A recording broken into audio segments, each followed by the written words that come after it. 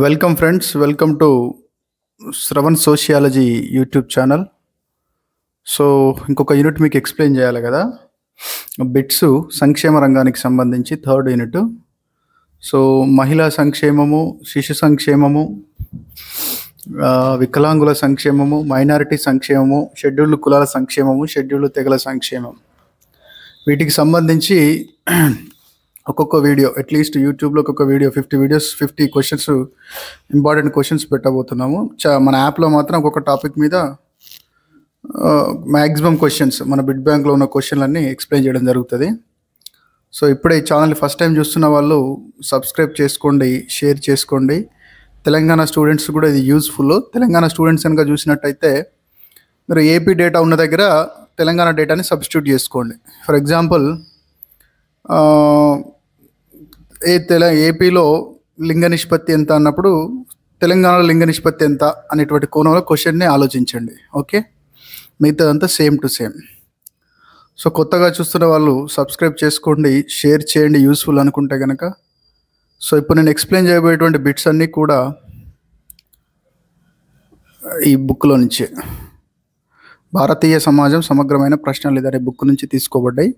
ఇది నేను రాసినటువంటిది. Most important questions ప్రతి టాపిక్కి, మరియు 10 మోడల్ పేపర్లు, టాప్ 10 మోడల్ పేపర్స్ ఉన్నాయి. కనీసం ఆ టాప్ 10 మోడల్ పేపర్లు చేసిన మీకు అట్లీస్ట్ ఒక 20 మార్కులు వస్తాయి, జస్ట్ మోడల్ పేపర్లు చేసిన. ఇదేమో తెలంగాణ స్టూడెంట్స్కి సంబంధించినటువంటిది. అలాగే తెలంగాణ స్టూడెంట్స్కి త్వరలో లైవ్ క్లాసులు ప్లస్ రికార్డెడ్ క్లాసులు తెలుగు మీడియంలో, ఇంగ్లీష్ మీడియంలో, దాంతోపాటుగా Telugu medium, English medium book రాబోతుంది మార్కెట్లోకి. నిర్వాణ పబ్లికేషన్లో రాబోతుంది. ఓకే, అలాగే గ్రూప్ 1 ప్రిలిమ్స్కి సంబంధించి social exclusion and rights issues, సామాజిక వెలి మరియు హక్కుల అంశాలని గ్రూప్ 1 ప్రిలిమ్స్లో ఒక టాపిక్ ఉంది కదా, దానికి సంబంధించి కూడా ఇంగ్లీష్ మీడియంలో, తెలుగు మీడియంలో బుక్ రాబోతుంది. మరియు ఈ social exclusion and rights issues అనేటువంటి గ్రూప్ 1 ప్రిలిమ్స్ జనరల్ స్టడీస్లో ఉంది కదా, అది ఫ్రీగా యూట్యూబ్లో వీడియోలు కూడా అందజేయబోతున్నాము. కాబట్టి మీకు లేటెస్ట్ అప్డేట్స్ రావడం కోసం మన ఛానల్ని సబ్స్క్రైబ్ చేసుకోండి. అలాగే మన యాప్ శ్రవణ్ సోషియాలజీ యాప్ అని ఉంటుంది, దాన్ని డౌన్లోడ్ చేయండి. ఇక్కడ ఉంటుంది చూడండి, శ్రవణ్ సోషల్ అనే యాప్ ఉంటుంది. అందులో మీకు సోషియాలజీ, సోషల్ ఎక్స్క్లూజన్, సిడిపిఓకి సంబంధించిన ఇన్ఫర్మేషన్, అప్డేట్స్ అన్నీ ఉంటాయి. సో మనకు సిలబస్లోకి డైరెక్ట్గా వెళ్ళే ముందు యూనిట్ పేరు ఏమి ఇచ్చాడంటే సంక్షేమము మరియు విధానాలు అన్నాడు. కాబట్టి బ్రాడ్ అండ్ ఓవర్ వ్యూ క్వశ్చన్లు కూడా కొన్ని పడే ఛాన్స్ ఉంటుంది. ఒకటి బాగా గుర్తుపెట్టుకోండి, బలహీన వర్గాల యొక్క అభివృద్ధి మరియు సాధికారత కోసం చేసేటువంటి విధానాలు, సామాజిక సమస్యల్ని ప్రారదోలడానికి రూపొందించినటువంటి విధానాలు, ఈ రెండింటిని సామాజిక విధానాలు అంటారు. అంటే state policy towards weaker and vulnerable sections and state policy towards combating the various kinds of social problems together called as social policies. So government పరిధిలో చాలా అంశాలు ఉంటాయి. ఎగుమతుల దిగుమతుల విధానాలు, ఆర్థిక విధానాలు, రక్షణ విధానాలు, భద్రత విధానాలు, సో ఇలా చాలా విధానాలు ఉంటాయి, పారిశ్రామిక విధానాలు. అయితే అన్ని విధానాలను మనం బ్రాడ్గా ఆలోచించినప్పుడు సోషల్ పాలసీస్ అంటారు. కానీ ఇక్కడ కాంటెక్స్ట్ పరంగా చూసినప్పుడు సామాజిక సమస్యలు మరియు సామాజికంగా, ఆర్థికంగా వెనుకబడిన వర్గాల యొక్క అభివృద్ధి కోసం ఉద్దేశించిన విధానాలను సామాజిక విధానాలు అంటారు. అంటే ఏంటిది, ఏం చేస్తారు? ఎక్స్ అనేటువంటి వర్గం ఉంది. ఫర్ ఎగ్జాంపుల్ షెడ్యూల్డ్ తెగల్ని తీసుకుందాం. షెడ్యూల్డ్ తెగలు అనేటువంటి వర్గం ఉంది. వీళ్ళు సామాజికంగా, ఆర్థికంగా వెనుకబడ్డారు, అటవీ మీద హక్కులు లేవు, ఎలినేషన్కి గురవుతున్నారు, డిస్ప్లేస్మెంట్కి గురవుతూ ఉన్నారు, ఆరోగ్య సమస్యలు తీవ్రంగా ఉన్నాయి, తీవ్రమైన పేదరికం ఉన్నది, వెనుకబాటుతనం ఉన్నది. కొన్ని గిరిజన తెగలు అంతరించిపోతున్నాయి. అంటే గిరిజనుల గురించి పూర్తిగా అధ్యయనం చేసి ఆ గిరిజనులు ఎందుకు వెనుకబడి ఉన్నారు, దానికి గల కారణాలేంటి, ఇంతకుముందు గిరిజనుల కోసం ఏ కార్యక్రమాలు నిర్వహించాము, అవి ఎలా పనిచేసినాయి, ముందు ఎలాంటి కార్యక్రమాలు అమలు చేయాలి, అందుకోసం ఎంత బడ్జెట్ కావాలి, ఎలాంటి సంస్థలను ఏర్పాటు చేయాలి, ఏ సంవత్సరంలోగా ఏ లక్ష్యాలను అధిగమించాలి అని ఇలా సమగ్రంగా ఒక బలహీన వర్గాల గురించి రూపొందించేటువంటి ఒక సమగ్రమైన అభివృద్ధి ప్రణాళికనే మనం సామాజిక విధానం అంటాం. Okay, so let us see the first question. భారతదేశ దృక్పథంలో సామాజికంగా, ఆర్థికంగా వెనుకబడిన వారికి అందించే సేవలను ఏమంటారు? భారతదేశం యొక్క దృష్టికోణంలో సామాజికంగా ఆర్థికంగా వెనుకబడ్డ వారికి అందించే సేవలను ఏమంటాం? సో ఇక్కడ సామాజికంగా ఆర్థికంగా వెనుకబడ్డవారు అంటున్నాడు కాబట్టి అవి ఏమవుతుంది? సామాజిక సంక్షేమ సేవలు అవుతుంది. అది గుర్తుపెట్టుకోవాలి. ఎప్పుడైతే సామాజికంగా ఆర్థికంగా వెనుకబడ్డ వాళ్ళు అన్నప్పుడు అది సామాజిక సేవలు అవుతాయి. ఆ విషయాన్ని గుర్తుపెట్టుకోవాలి. అలాగే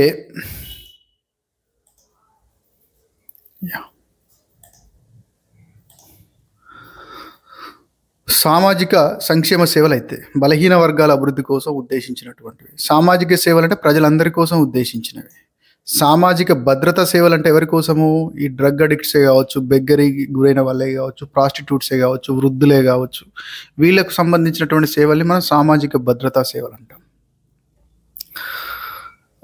ఈ క్రింది వాణిలో ఏది సామాజిక సంక్షేమ కార్యక్రమాలకు ఉదాహరణ? Which of the following is an example for social welfare programme అంటున్నాడు.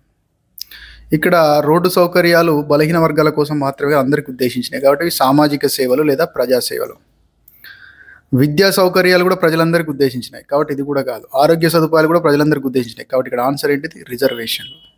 రిజర్వేషన్లు కేవలం ఎవరికి? బలహీన వర్గాలకు మాత్రమే ఉద్దేశించినటువంటి సేవలు కాబట్టి వీటిని మనం సామాజిక సంక్షేమ సేవలుగా పరిగణించవచ్చు. సో ఇక్కడ 4 అంశాలు ఇచ్చాడు. ఈ 4 అంశాలను ఈ 4ంటితో జతపరచమని అంటున్నాడు. సో పెన్షన్లు ఇచ్చాడు, రవాణా సౌకర్యాలు ఇచ్చాడు, ప్రత్యేక కార్పొరేషన్లు ఇచ్చాడు, ప్రజా ప్రయోజనాల వాద్యం అన్నాడు. సో పెన్షన్లు సోషల్ అసిస్టెన్స్ కిందకు వస్తుంది, సామాజిక సహాయత. రవాణా సౌకర్యాలు ప్రజలందరికీ ఉద్దేశించినాయి కాబట్టి సామాజిక సేవల కిందకి వస్తుంది. ప్రత్యేక కార్పొరేషన్లు సామాజిక సంక్షేమం, బలహీన వర్గాల కోసం ఉద్దేశించే ప్రత్యేక స్పెషల్ కార్పొరేషన్స్. అలాగే ప్రజా ప్రయోజనాల వాద్యం ఎంటైర్ సమాజంలో మార్పు తీసుకురావడానికి సామాజిక సమస్యల కోసం ఉద్దేశించింది కాబట్టి దాన్ని మనం సామాజిక చర్య అని పిలవచ్చు. కాబట్టి 4 అంశాలు ఇచ్చి 4 వాటి యొక్క ఉపగమాలు లేదా వాటి యొక్క తాత్వికపరమైనటువంటి పదాలు ఇచ్చినప్పుడు సరిగ్గా జతపరిచేటువంటి కోణంలో మీరు ఉండాలి. Right, next. సో నవీన సంక్షేమ పాలన అంటున్నాడు. Modern social welfare system. నవీన సంక్షేమ పాలనకు ఎవరిని పితామహుడిగా పేర్కొంటారు? సో విలియం బివరెడ్జ్ అనేటువంటి ఇంగ్లాండ్కు చెందిన శాస్త్రవేత్తను architect of modern social welfare system అని పేర్కొంటారు. సో ఈయన ఇచ్చినటువంటి ఒక రిపోర్ట్, ఆయన ఇంటర్ డిపార్ట్మెంటల్ కమిటీ అని ఒక కమిటీ చేస్తారు ఈయన ఆధ్వర్యంలో బ్రిటన్లో. ఈయన ఇచ్చినటువంటి నివేదిక ఆధారంగానే సంక్షేమ కార్యక్రమాలు బ్రిటన్లో అమలు చేస్తారు. దాన్ని బేస్ చేసుకుని మిగతా దేశాల్లో కూడా ఆధునిక కాలంలో అమలు చేయడం జరుగుతూ ఉంది. అండ్ అగైన్ ఈ క్రింది వాణిలో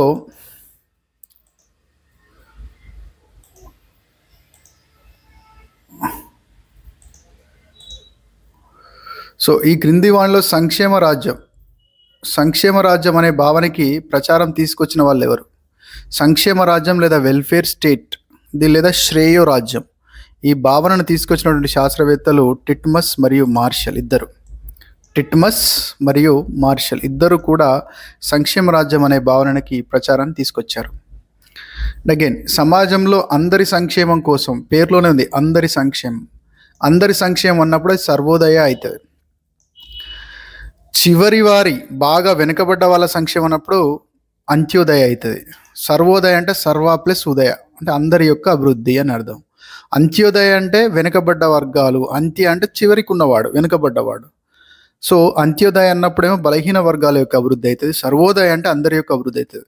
ఈ అంత్యోదయ సర్వోదయ ఇవి రెండు కూడా మహాత్మా గాంధీ గారు తీసుకొచ్చినటువంటి భావనలు. వీరు అంత్యోదయ మరియు సర్వోదయ అనేటువంటి భావనలని సమంతబద్ధ అనేటువంటి జైన ముని యొక్క రచనల ఆధారంగా ప్రేరణ పొంది తీసుకురావడం జరిగింది. సో ఇక్కడ అంత్యోదయ అంటున్నాం.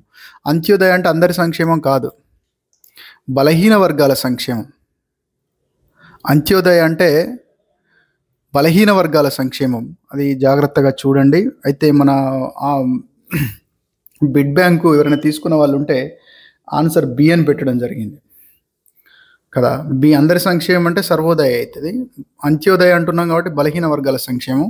సో మన బిడ్ బ్యాంకులో ఆన్సర్ బి అని పెట్టడం జరిగింది. ఇది తీసుకున్న వాళ్ళు ఎవరైనా ఉంటే సరి చేసుకోండి. అంత్యోదయ అంటే బలహీన వర్గాల యొక్క సంక్షేమం.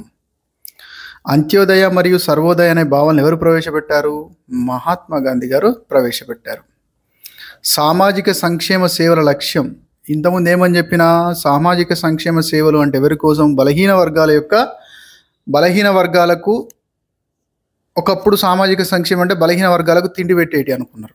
తర్వాత బలహీన వర్గాలకు కూడు గుడ్డ ఇట్లాంటి ఇవ్వడం సంక్షేమం అనుకున్నారు. ఇప్పుడు ఏమంటున్నారంటే మారింది, ఎంపవర్మెంట్, బలహీన వర్గాల యొక్క సాధికారత. ఒకప్పుడు కనీస అవసరాలు, బలహీన వర్గాల యొక్క కనీస అవసరాలు తీర్చడమే సంక్షేమం ఉండేది. ఆ సంక్షేమం అందించడం కాదు, వాళ్ళ కాళ్ళ మీద వాళ్ళు నిలబడాలి. ఎంపవర్మెంట్ అప్రోచ్ అనేది ఇప్పుడు వచ్చింది. సరే, వాట్ ఎవర్. ఇక్కడ కాంటెక్స్ట్ సామాజిక సంక్షేమ సేవల యొక్క లక్ష్యం ఏమంటే, ఇక్కడ జీవన స్థాయిల పెంపు కరెక్టే, బలహీన వర్గాలది, వాళ్ళ హక్కుల సంరక్షణ కరెక్టే, వాళ్ళ యొక్క సాధికారత కూడా కరెక్టే, పైవన్నీ కూడా సరి అయినటువంటివి. ఈ క్రింది వానిలో సామాజిక సంక్షేమ వ్యూహం కానిది ఏది? There are certain approaches for social welfare. So among them social insurance is one of the approach, social assistance also one of the approach, and public assistance also one of the approach. Social reform అనేది కాదు, right? these three are సామాజిక సహాయత, social assistance, public assistance and సామాజిక బీమా, public insurance, social insurance. ఈ మూడు కూడా సామాజిక సంక్షేమ వ్యూహాలే. కానిదన్నాడు కాబట్టి ఇక్కడ ఆన్సర్ ఏంటిది? సామాజిక సంస్కరణలు కాదు. ప్రస్తుతం భారతదేశంలో సామాజిక సంక్షేమ సేవలు అనేది రాజ్యాంగపరమైన హక్కు, ప్రభుత్వ విచక్షణ కాదు. రాజ్యాంగం ద్వారా ఆర్టికల్ 39 ద్వారా పీడనకు వ్యతిరేకంగా, ఆర్టికల్ 39 ద్వారా స్త్రీలు మరియు బాలలు ఆరోగ్యంగా ఎదిగేటువంటి, ఆరోగ్యమైనటువంటి పరిస్థితుల్లో జీవించే అవకాశాన్ని కలిగి ఉన్నారు కదా. రాజ్యాంగంలోనే చెప్పబడింది కదా మ్యాటర్నిటీ బెనిఫిట్ ఇవ్వాలని, రాజ్యాంగంలోనే చెప్పబడింది కదా పెన్షన్లు ఇవ్వాలని చెప్పేసి, రాజ్యాంగంలోనే చెప్పబడింది కదా రిజర్వేషన్లు ఇవ్వాలని చెప్పేసి. కాబట్టి సంక్షేమ సేవలు పొందడం అనేది ప్రస్తుతము రాజ్యాంగపరమైన హక్కు. ఒకప్పుడు ఏంటంటే దాతృత్వపరమైన అంశం, డబ్బులున్నోళ్ళు వాళ్ళకి పాపం అనిపిస్తే సేవలు చేసేవారు. రాజుల కాలంలో మంచి రాజు ఉంటేనేమో సంక్షేమ సేవలు చేసేవాడు, మంచి రాజు కాకపోతే పనులు వేసేవాడు. సో కాబట్టి రాజ్యాంగపరమైన హక్కు ప్రజెంట్ భారతదేశంలో ఉన్న బలహీన వర్గాలు సంక్షేమ సేవల్ని ప్రభుత్వం నుండి పొందడం అనేది వారికి ప్రజెంట్ రాజ్యాంగపరమైనటువంటి హక్కు. సో ఇక్కడ 4 సంస్థలు ఇచ్చాడు. ఈ 4 సంస్థలకు సంబంధించిన రాజ్యాంగపరమైన అధికారాలను అడుగుతున్నాడు. కాబట్టి ఇక్కడ షార్ట్ ఫామ్ తెలవాలి, ఫుల్ ఫామ్ తెలవాలి, ఆర్టికల్ తెలవాలి. National commission for scheduled cost, article 338. Okay. National commission for scheduled tribes 338A, national commission for backward classes 338B, అలాగే national special officer for linguistic minorities, that is article 350B. So ఇది ఇట్లాంటి question ఖచ్చితంగా ఒకటి ఉంటుంది. రాజ్యాంగబద్ధమైన సంస్థలు మరియు అవి ఏ అధికరణం ఆధారంగా ఏర్పడ్డవి అనే కోణంలో ఖచ్చితంగా ఒక క్వశ్చన్ ఉండే ఛాన్స్ ఉంటుంది. అలాగే ఆధునిక సంక్షేమ రూపకర్త, ఇంతమంది క్వశ్చన్ రిపీట్ అయింది, విలియం బీవరెడ్జ్. కేంద్ర సామాజిక న్యాయము మరియు సాధికారత మంత్రిత్వ శాఖ 1998లో ఏర్పడింది. ఇది చాలా important question. Women and child welfare ministry ఎప్పుడు ఏర్పడ్డదని అడగచ్చు, ట్రైబల్ వెల్ఫేర్ మినిస్ట్రీ ఎప్పుడు ఏర్పడ్డదని అడగచ్చు, తర్వాత గ్రామీణాభివృద్ధి మంత్రిత్వ శాఖ ఎప్పుడు ఏర్పడ్డదని అడగచ్చు, మైనారిటీ మంత్రిత్వ శాఖ ఎప్పుడు ఏర్పడ్డదని అడగచ్చు, డిజబిలిటీ డిపార్ట్మెంట్ ఎప్పుడు ఏర్పడ్డదని అడగచ్చు. అంటే ఇవి ముఖ్యం. వెల్ఫేర్ అంటున్నాడు కాబట్టి సెంట్రల్ గవర్నమెంట్లో ఉన్నటువంటి ఈ పోర్ట్ఫోలియోల యొక్క రెస్పాన్సిబిలిటీ ఆయా వర్గాల యొక్క వెల్ఫేర్ని డిశ్చార్జ్ చేయడం. కాబట్టి అవి ఎప్పుడు ఒక మంత్రిత్వ శాఖలుగా ఏర్పడ్డాయి అనేటువంటి కోణంలో అడగచ్చు. సో అంతకుముందు ఏముండే, 1998కు ముందు కేంద్ర సంక్షేమ శాఖ అని ఒకటి ఉండే, సామాజిక సంక్షేమ శాఖ అని ఒక శాఖ ఉండే, మంత్రిత్వ శాఖ. సో దాని స్థానంలో దాని పేరు మార్చి 1998లో కేంద్ర సామాజిక న్యాయం మరియు సాధికారత మంత్రిత్వ శాఖ ఏర్పడింది. 1998, బాగా గుర్తుపెట్టుకోండి. ఇక్కడ క్వశ్చన్స్ వచ్చినాయి కదా ఆల్రెడీ. చూడండి, 4 మంత్రిత్వ శాఖలు ఉన్నాయి. ఈ 4 మంత్రిత్వ శాఖలు ఎప్పుడు ఏర్పడ్డాయని అడుగుతున్నాడు. ఫస్ట్ టైం ఇచ్చాడు కేంద్ర సామాజిక సంక్షేమం, ఇప్పుడు లేదు, ఇది 1958లో ఏర్పాటు చేశారు. ఇప్పుడు కేంద్ర సామాజిక సంక్షేమాన్ని 1998 నుంచి సామాజిక న్యాయం మరియు సాధికారత మంత్రిత్వ శాఖ మార్చారు. కాబట్టి సామాజిక న్యాయం సాధికారత మంత్రిత్వ శాఖ 1998లో ఏర్పడ్డది. గిరిజన అభివృద్ధి శాఖ 1999లో, అల్పసంఖ్యాక వర్గాల సంక్షేమం 2006లో, మహిళా సంక్షేమ శాఖ కూడా 2006లోనే ఏర్పడ్డది. సో ఇట్లాంటి క్వశ్చన్లు ఈజీగా అనిపిస్తాయి, ఇట్లాంటివే పడతాయి ఎగ్జామ్స్లో, ఇట్లాంటివే పడతాయి. నాకున్న ఎక్స్పీరియన్స్ తోటి, అండర్స్టాండింగ్ తోటి చెప్తున్నా. మనం ఏదో చదువుతాం, డేటా ఇది అదేం చదువుతాం, ఈ కాన్సెప్ట్ రిలేటెడ్ క్వశ్చన్స్ పడతాయి. ఏమడుగుతున్నాడు ఇక్కడ? ఈ క్రింది వానిలో కేంద్ర సామాజిక న్యాయం మరియు సాధికారత మంత్రిత్వ శాఖ పరిధిలోకి ఎవరి సంక్షేమం వస్తుంది అంటున్నాం. గిరిజన సంక్షేమం అంటే మనకు గిరిజన మంత్రిత్వ శాఖ, మహిళా సంక్షేమం అంటే మహిళా మంత్రిత్వ శాఖ, ఇట్లా టక్క ఆన్సర్స్ పెట్టేస్తాం. కానీ ఇక్కడ ఏ వర్గం పేరు లేదు. ఇక్కడ సామాజిక న్యాయం మరియు సాధికారత మంత్రిత్వ శాఖ అంటున్నాడు. సో ఇందులోకి ప్రైమరీగా షెడ్యూల్డ్ కులాల వారు వస్తారు, ఇతర వెనుకబడిన వర్గాల వారి సంక్షేమం కూడా వీళ్ళే చూసుకుంటారు, థర్డ్ జెండర్ సంక్షేమం వీళ్ళే చూసుకుంటారు, డిజబుల్స్ సంక్షేమం కూడా వీళ్ళే చూసుకుంటారు, ఈ డ్రగ్ అడిక్ట్స్ కానీ, సెక్స్ వర్కర్స్ కానీ, బెగ్గరీకి లోనైన వాళ్ళ సంక్షేమాన్ని కూడా వీళ్ళే చూసుకుంటారు. ఈ ఐదిటితో పాటు ఎల్డర్లీ పీపుల్, వృద్ధుల సంక్షేమాన్ని కూడా వీళ్ళే చూసుకుంటారు. కాబట్టి చాలా బ్రాడ్ మినిస్ట్రీ అన్నమాట, చాలా పెద్ద మినిస్ట్రీ కేంద్ర సామాజిక న్యాయం మరియు సాధికారత మంత్రిత్వ శాఖ. గిరిజనులకేమో సపరేట్ మినిస్ట్రీ ఉంది, మహిళలకు సపరేట్ మినిస్ట్రీ ఉంది. ఇక మిగతా వాళ్ళు ఆల్మోస్ట్ బలహీన వర్గాలందరూ దీని కిందకే వస్తారు. కేంద్ర సాంఘిక సంక్షేమ మండలి, సెంట్రల్ సోషల్ వెల్ఫేర్ బోర్డుని 1953 సంవత్సరంలో ఏర్పాటు చేశారు. స్వచ్ఛంద సంస్థల సహకారంతో లేదా సముదాయం యొక్క భాగస్వామ్యంతో సంక్షేమ కార్యక్రమాలను అమలు చేసిన మొట్టమొదటి సంస్థ ఈ కేంద్ర సాంఘిక సంక్షేమ మండలి. దుర్గాబాయి దేశ్ముఖ్ ఆధ్వర్యంలో మొట్టమొదటిసారిగా 1953 సంవత్సరంలో ఏర్పడ్డది, మహిళా మంత్రిత్వ శాఖలో భాగంగా. అలాగే ఈ కేంద్ర సాంఘిక సంక్షేమ మండలి బోర్డుకు ఇది ఢిల్లీలో ఉంటుంది అన్నమాట. సో రాష్ట్రాల్లో దీనికి హెల్ప్గా ఉండేందుకు ప్రతి రాష్ట్రంలో స్టేట్ సోషల్ వెల్ఫేర్ బోర్డుని ఏర్పాటు చేశారు. అది ఎప్పుడు 1954 సంవత్సరంలో.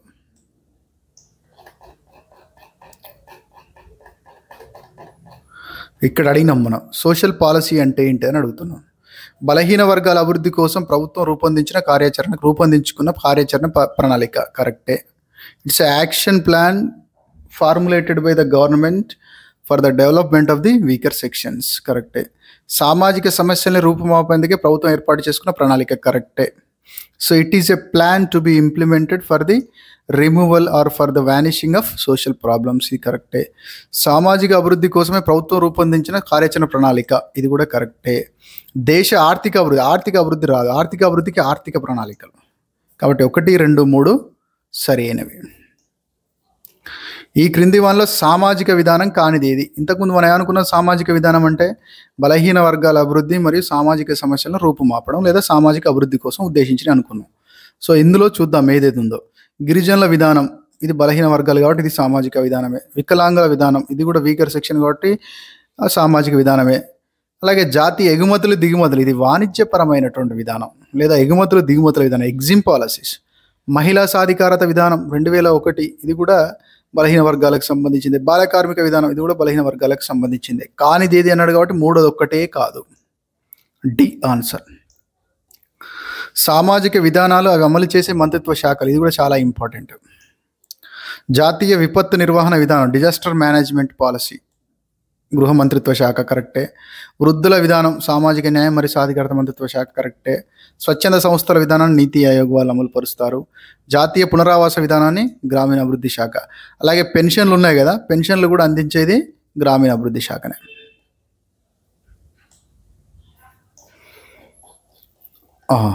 ఇట్లాంటి క్వశ్చన్స్, బ్రాడ్ ఓవర్ క్వశ్చన్స్, పాలసీలు డెప్త్కి పోయి అడగకపోవచ్చు. ఎందుకంటే ఒక్కొక్క పాలసీ డాక్యుమెంట్ ఒక 50 పేజీల నుంచి ఒక్కొక్క పాలసీ అయితే 100 పేజీలు కూడా ఉంటుంది. అంత డెప్త్ అడగకపోవచ్చు. ఇయర్స్ మీద అడిగే ఛాన్స్ ఉంటుంది. సో కాబట్టి ఇయర్స్ మాత్రం, ప్రతి పాలసీకి సంబంధించిన ఇయర్ మాత్రం చాలా ఇంపార్టెంట్. ఏ మినిస్ట్రీ ఇంప్లిమెంట్ చేస్తే కూడా ఇంపార్టెంట్. సో ఇక్కడ కోణంలో అడగడం జరిగింది. ఈ క్రింద తెలిపిన సామాజిక విధానాలను మరియు వాటిని రూపొందించిన సంవత్సరాలు, రైట్. స్వచ్ఛంద సంస్థల విధానం 2007. మహిళా సాధికారత విధానం ఇయర్ లేనే లేదు యాక్చువల్గా, ఇది 2001 పడాలి. This is 2001. సరి చేసుకోండి అమ్మ ఈ క్వశ్చన్. జాతీయ మహిళా సాధికారత విధానం 2001. నూతన జాతీయ బాల విధానం 2013. దివ్యాంగుల విధానం 2006. ABCD సరైనటువంటి ఆన్సర్స్. అలాగే మళ్ళీ 4 పాలసీలు ఉన్నాయి సంవత్సరాలు. సో జనాభా విధానం, ఆరోగ్య విధానం, గిరిజన విధానం, పోషణ విధానం. పోషణ విధానం 93 కరెక్టే. గిరిజన విధానం 2006 కరెక్టే. ఆరోగ్య విధానం 17 కరెక్టే. జాతీయ జనాభా విధానం 2000 కరెక్టే. ABCD correct answer. నాకు తెలిసి ఇప్పుడు చెప్పిన 20 క్వశ్చన్లకు ఖచ్చితంగా ఒక క్వశ్చన్ వచ్చే ఛాన్స్ ఉంటుంది. జాతీయ మహిళా ముసాయిదా విధానాన్ని 2016లో ఏర్పాటు చేశారు. జాతీయ మహిళా సాధికారత విధానం ఉంది 2001. ఇది ముసాయిదా అదేమో 2001లో ఉన్నదేమో జాతీయ మహిళా సాధికారత, national policy for empowerment of women. ఇదేమో in general national policy for women 2016, ఇంకా రాలేదు, డ్రాఫ్ట్ రూపంలో ఉంది. జాతీయ యువజన విధానాన్ని 2014లో రూపొందించారు. యాక్చువల్గా దీనికంటే ముందు ఇది నూతన జాతీయ యువజన విధానం. దీనికంటే ముందు 2 విధానాలు ఉన్నాయి నేషనల్ యూత్ పాలసీకి సంబంధించి. ఇది థర్డ్ వన్ లేదా లేటెస్ట్ వన్ 2014. ప్రస్తుతం అమల్లో ఉన్నది మాత్రం ఇది 2014 జాతీయ యువజన విధానం. కాబట్టి దాదాపు మనం అన్ని విధానాలు కవర్ చేసినాం, ఇయర్స్ కవర్ చేసినాము. సో మీరు ఈ ఇయర్స్ అయితే గుర్తుపెట్టుకునేటువంటి ప్రయత్నం చేయండి. సో మనకున్న నెక్స్ట్ టాపిక్ ఏంటంటే, సో జనరల్గా మనకి ఈ యూనిట్లో సామాజిక విధానాల గురించి బేసిక్గా డిస్కస్ చేసినాం. మహిళా శిశు సంక్షేమ విధానాల గురించి ఆల్రెడీ ఒక వీడియో చేసిన, చూడండి. మళ్ళీ ఇంకో వీడియో చేస్తా.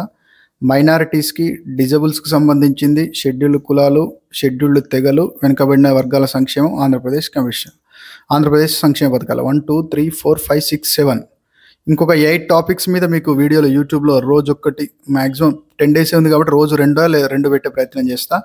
కాబట్టి మీరు సబ్స్క్రైబ్ చేసుకోండి, గంట సింబల్ నొక్కండి. ఎవరికైనా బుక్ కావాలనుకున్న వాళ్ళు ఈ బుక్ ఉంటుంది తీసుకోండి. ఇందులో 10 మోడల్ పేపర్లు ఉంటాయమ్మా, ఒకసారి చూపెడతా. టాప్ 10 మోడల్ పేపర్స్ ఉంటాయి. ఎస్, మోడల్ పేపర్ 2 ఇది. This is model paper 1. అన్నీ కూడా చాలా పెద్ద పెద్ద క్వశ్చన్లతో చేయడం జరిగింది. మీరు ఏం చదువుకోకపోయినా బ్లైండ్గా ఈ 10 మోడల్ పేపర్లు తీసుకొని పోయిన్లు అనుకోండి, మీకు అంటే కనీసం ఈ 10 మోడల్ పేపర్లు చదువుకొని పోయినా కనీసం 15 నుంచి 20 మార్కులు వస్తాయి ఈ 10 మోడల్ పేపర్. ఎందుకంటే మోస్ట్ ఇంపార్టెంట్ క్వశ్చన్స్ అన్ని ఇందులో కవర్ చేయడం జరిగింది. Right, thank you very much.